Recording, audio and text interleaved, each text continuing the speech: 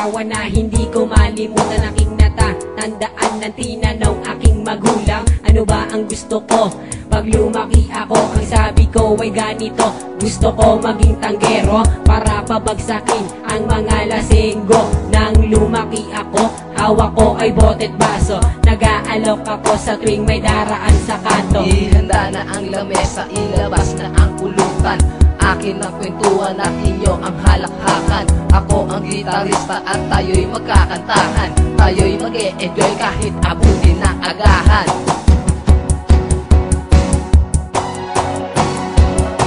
Kailangan ko ay isang Red Horse pampatibay ng loob.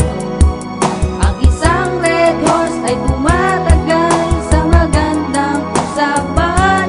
Ikot ng baso ay hindi laging iuwat sa akin lamang. Ang sabihin mo sa iyong kasunod, Mare, basta't maghintay ka lamang. Mata ko ay nagdilim, ang pakiramdam ko para bang aatakihin sa puso.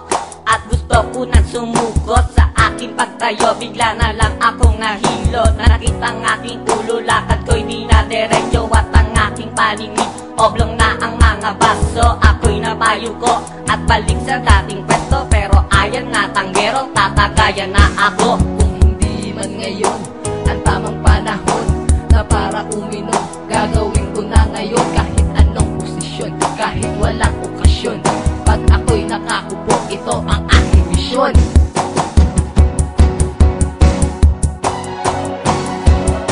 Kailangan ko ay isang Red Horse pampatibay ng loob. Ang isang Red Horse ay tumatagal sa magandang usapan. Ikot ng baso ay hindi laging iuwat sa akin lamang. Ang sabihin mo sa iyong kasunod, Mare, basta't maghintay ka lamang. Yo, umaga na at kami ay pauwi na, tapos na ang saya, yo, balik na sa problema. Pagising sa umaga, pagmulat ng mata, muli ba kung uulit? Parang ayoko na. Yo, ubus na ang pulutan, tapos na ang inuman. Walang kaarawan, pero merong kasiyahan. Ngayong magwawakas na ang ating kagalakan. Ako'y mamumroblema pagdating na kinabukasan. Kabiguan na hindi hadlang upang tumakas ka. Huwag kang iiwas pag may inuman, dapat nga'y tumagay ka.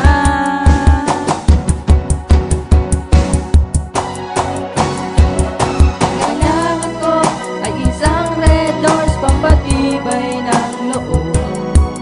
Ang isang Red Horse ay tumatagal sa magandang usapan. Ikot ng baso ay hindi laging iuwat sa akin lamang.